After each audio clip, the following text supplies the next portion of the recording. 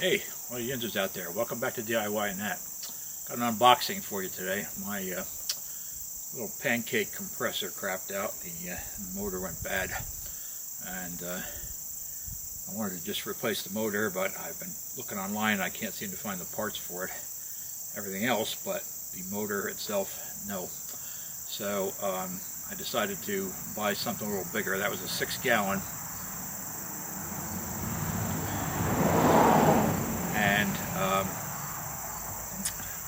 it was fine for using the nail guns, but I mean, anytime I wanted to use the impact gun to take tires off, I'd struggled. So I decided to get something a little bigger. It's not quite as portable, but at least it'll do the job. Typically I have a compressor. It was also very loud, so I looked into getting something a little bit quieter, and this is what I ended up buying. So this is a Kobalt Quiet-Tech air compressor. It's got a 30-gallon tank. Supposedly it's only about 70 decibels when it's running. Typically air compressors are over 90, and the decibel scale is it's logarithmic. It's not linear. So as you go up, the 20 decibel difference is a big difference in the noise. And it's supposed to be good for about 4.5 cubic feet per minute at 90 psi, which is good enough for anything I'm going to do with it. Obviously, if you had a proper shop where you were doing commercial work, you'd need something a lot bigger than this. But hopefully it'll be good enough for what I need to do with it. And it's portable. It's got wheels on it, but it is quite heavy to get it in and out of the truck. I don't know if the shipping weight's on here anymore. Let me see. I don't see it anywhere. I think it was like 130 pounds shipping weight, so it's over 100 pounds. It's kind of a tough thing to wrestle in and out of the back of the truck, but it is portable once you get it on site. I may end up buying another little pancake or hot dog compressor for doing carpentry work to run the nail guns when I'm out further away from the house, but I think this will do good for the garage. So let's go ahead and open this up. I'm going to try to slide it out of the box. I'm just going to cut down near the bottom and lift the cardboard off.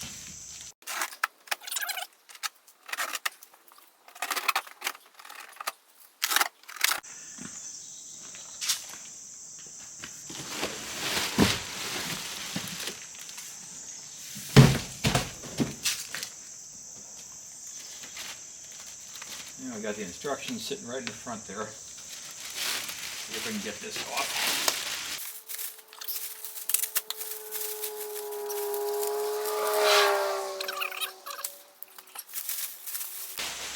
It's off.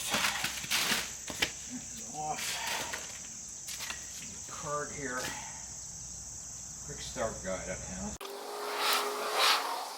They want me to do. Well, we don't pay too much attention to the instructions. We are men after all.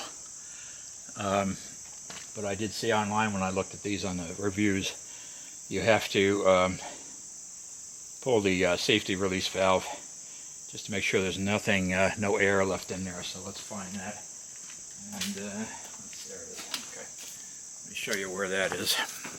So any compressor will have a valve that looks like that, and what that does is, in case the pressure switch goes bad, it keeps the compressor from running continuously, because there's a possibility if it kept running it could burst the tank or one of the lines.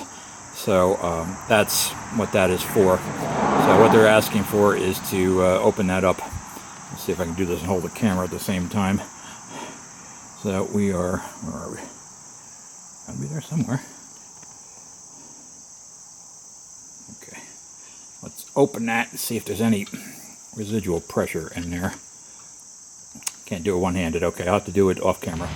Alright, there wasn't any residual pressure in it, so we can plug this in, but let me show you the controls here quick. We've got, that's the line out pressure. That's the tool pressure. Tank pressure's over here, and it's nicely labeled. There's a regulator, so that will adjust what the tool pressure is, and we've got two quick disconnects. lines going out. It does have a 3-year warranty on it, which is nice, and gives you some information up here about, you know, what it is. 1.8 horsepower. This is oil free, so you don't have to worry about oiling it. So let me get this plugged in and see how we do.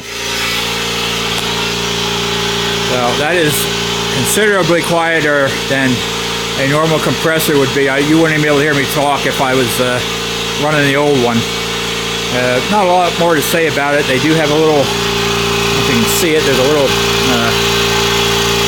thing on here to wrap the air hose on. I don't know if that's going to be terribly useful. It doesn't look like it has a high capacity. And here's the on-off switch. You just put that way, and that turns it back on. So we'll see how it goes.